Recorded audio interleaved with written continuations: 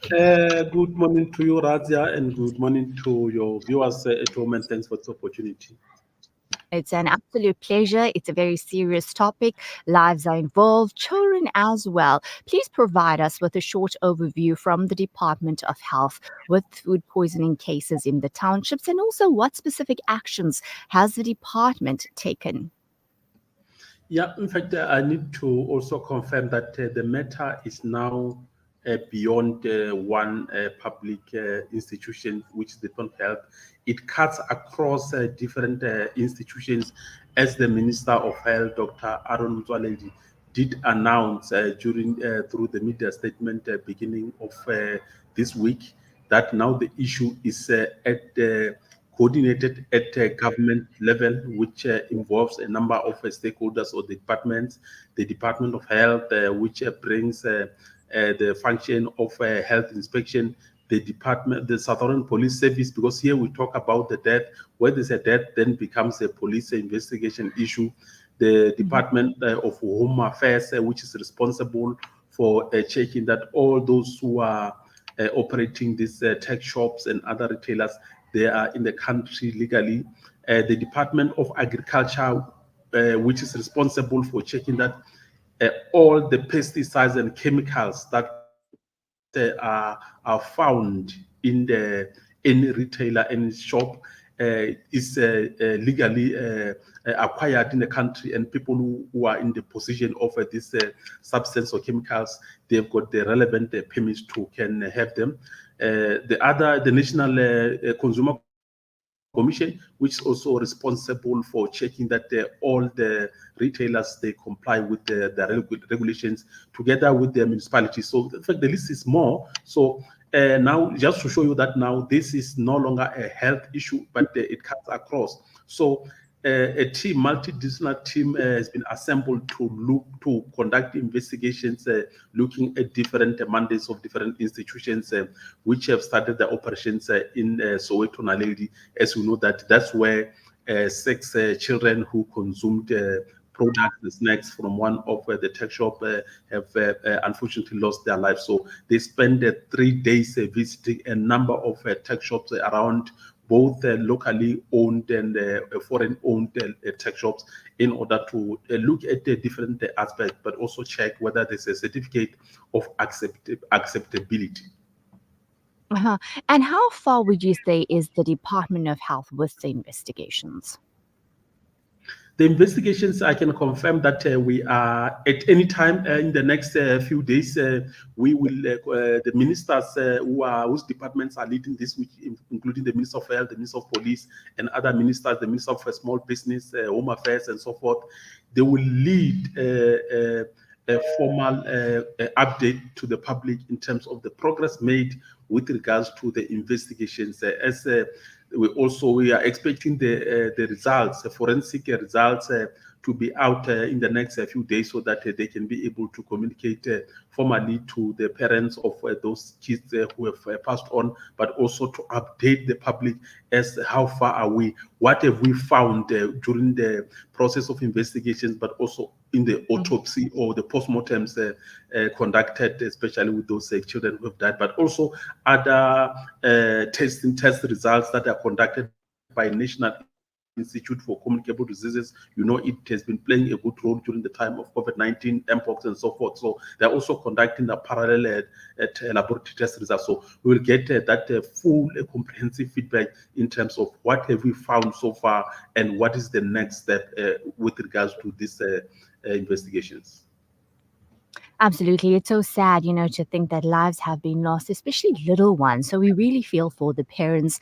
Has the Department of Health raised enough awareness about food safety, especially amongst parents and caregivers, to a point where people are able to recognize what's safe to consume? No, definitely, as the Department of Health, as I indicated, that this cuts across different departments, not only Department of Health, because, for example, the tech shops, the tech shop owner, when they apply for a license, is not issued by the Department of Health, it's issued by municipalities, meaning that the municipalities have got a role to ensure to conduct regular inspections of police to check that those who have who got the license to operate these tech shops, they are complying with the regulations and the protocols or the conditions of the license. So also other departments that have, as I already indicated. So as the Department of Health, we play our part, and also with other institutions. But also we want to say this: we should not leave this in the hands of the department. Communities, the individuals, the parents, when we visit the spaza shops in where we are staying or other shops, when we see something wrong, like they're selling expired food, they're selling something which is not supposed to be sold in the spaza shops, we should not keep quiet, but we need to break silence. We need to report any form of violation of a license of owning these spaza shops or any retailers in order to protect the lives of our people. Absolutely, well said. And what, if I may ask, what are some of the long-term strategies that the Department of Health, or maybe other organizations, you would say, should be implementing to ensure that food safety is happening or taking place in communities?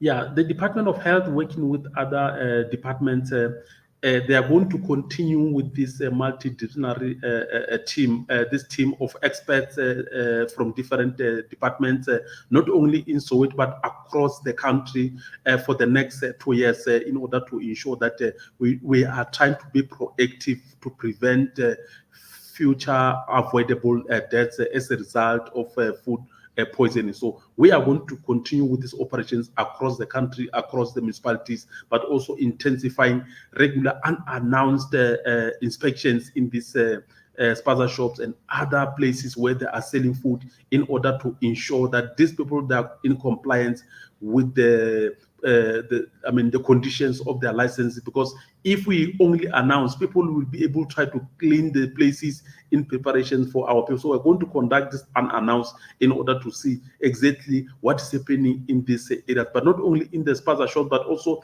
in the big retailers, because this may not, the contamination of food does not only take place in the spaza shops or the tech shops, but also in the big the warehouses where they produce, the process, or the package or store this food. So we're going to embark on this unannounced visits at any time, in order to ensure that all those who are responsible for packaging, producing the food, they comply with all proper food handling protocols, but also they comply with hand hygiene at all times.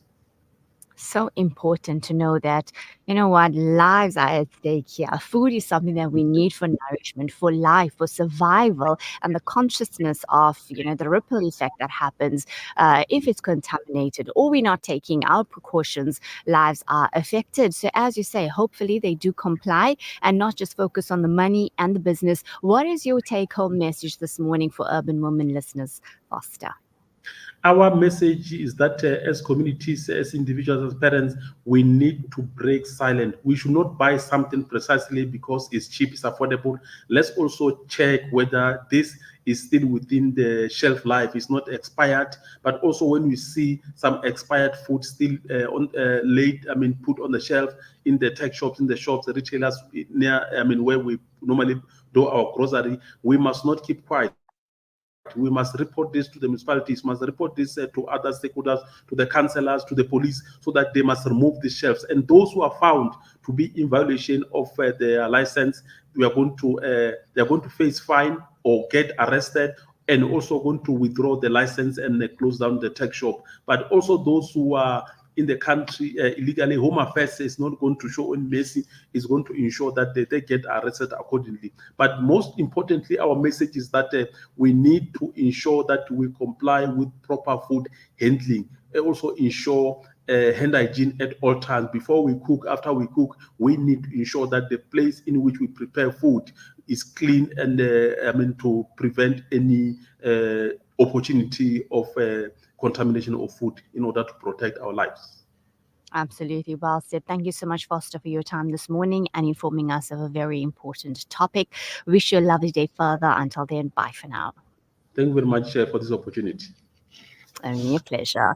And that was Foster Mohale, who is the spokesperson at the National Department of Health South Africa, chatting about a very important topic. And as he said, we need to comply with food safety. And stressing on washing our hands before and after. And as Muslims, how familiar does that sound to us? Isn't it a sunnah? We are meant to wash our hands before, and obviously we do it after as well.